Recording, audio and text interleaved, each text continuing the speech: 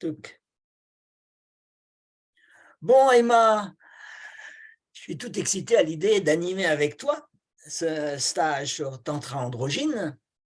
Alors, qu'est-ce qu'on va dire aux gens qui nous écoutent sur ce que peut être un Tantra androgyne, ce qui est quand même une nouveauté hein, dans le Skydancing et dans le Tantra. Jean-François, eh bien, nous avons créé ce stage ensemble, toi qui viens à la fois du monde du tantra et de la sexologie, et moi-même qui viens du monde du tantra, parce que nous avons senti un besoin dans nos participants, dans nos consultants, d'une évolution entre un tantra trop hétéronormé, entre les Shivas, les Shaktis, une vision un peu à l'ancienne de l'homme et de la femme, et que nous souhaitons nous mettre à l'écoute de l'évolution, de comment maintenant le genre est perçu, comment on déconstruit, comment on recrée. Et c'est là l'objectif de ce stage, de permettre à toutes les personnes qui désirent s'ouvrir à une autre approche en elles par rapport à leur genre. Ce n'est plus « je suis une femme, je suis un homme », mais c'est comment je peux vivre ma sexualité, mes relations dans une approche plus fluide dans le genre. Oui, moi je te rejoins tout à fait.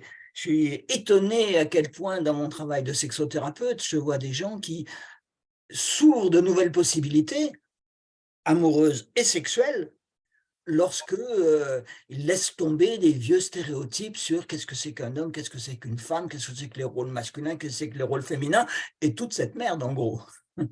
Donc c'est une voie, en fait, à la fois une voie vers le désir et le plaisir, et à la fois peut-être une voie spirituelle, que de se sortir de ces carcans qui ont été nécessaires sur le plan éducatif peut-être il y a 50 ans ou il y a 30 ans, mais qui ne le sont plus. Le monde change et il nous offre de belles nouvelles possibilités.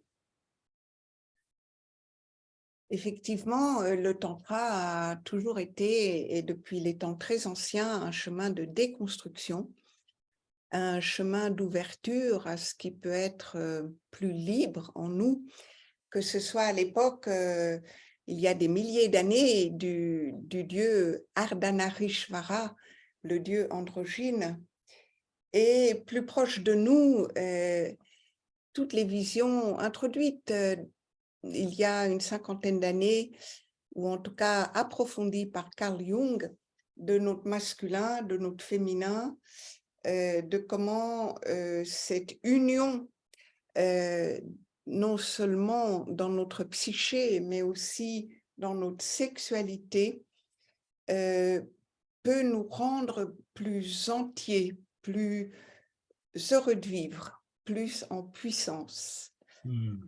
Et Voilà. Je te rejoins tout à fait. Il y a presque un chemin là, dans la déconstruction, dans l'acceptation de l'étrange en soi. Étrange, on dit queer des fois pour dire étrange. Dans l'acceptation du queer en soi, il y a comme un chemin de folle sagesse, ce qui est vraiment retrouver la tradition originale du tantra. Et là, je m'en régale. voilà, alors nous espérons que toutes les personnes qui souhaitent explorer avec nous cette approche et dont nous souhaitons aussi apprendre, toi et moi, autant que créer un espace de partage, eh bien que vous viendrez vivre ce moment avec nous. À bientôt peut-être.